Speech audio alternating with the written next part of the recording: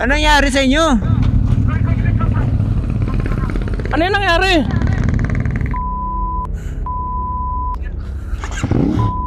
Ano nangyari sa inyo? Di nyo narinig si KJ na mag-door?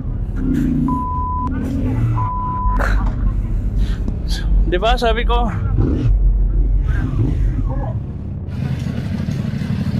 Butik naman, no?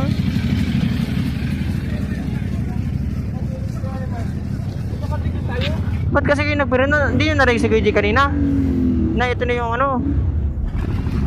Hindi nga kami nabilis, magkakadikit lang tayo.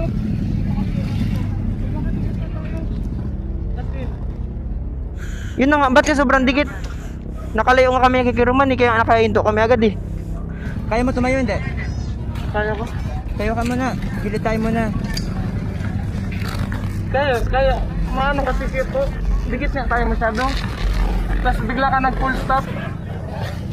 Hindi ko naka-full stop. Alalayo niyo muna si Tonic. May ano kami, may distance sana. Tingin. Wala ka pa namang ano. Sige. Kita ko nga ito, nawakan ko lang dito sa magdirekta. Kapag kasi ganito yung ano natin, dito si Kiruman, dito ako. Tapos pag ito ni Kiruman sabi niya pagilid, akala ko narinig yun na yun. Kaya kung full stop kami ni Doming, mag-skip kami. Akala ko talaga noong una, bumitaw yung clutch, yung ano, yung preno Doming. Kasi nag-brand. Bumitaw. Hindi ako lang napunta na kalong namin. Ilang bumaba kami.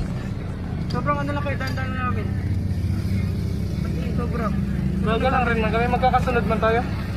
Kasi sabi ni KJ, uy, yun kayo pakaliwa. Uy, just naginto na ako dun. Tapos yung nagwat namin, kaya ako... Kami banday.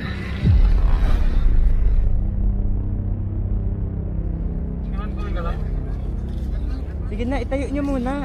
Para hindi tayo nakarang sa kalsada.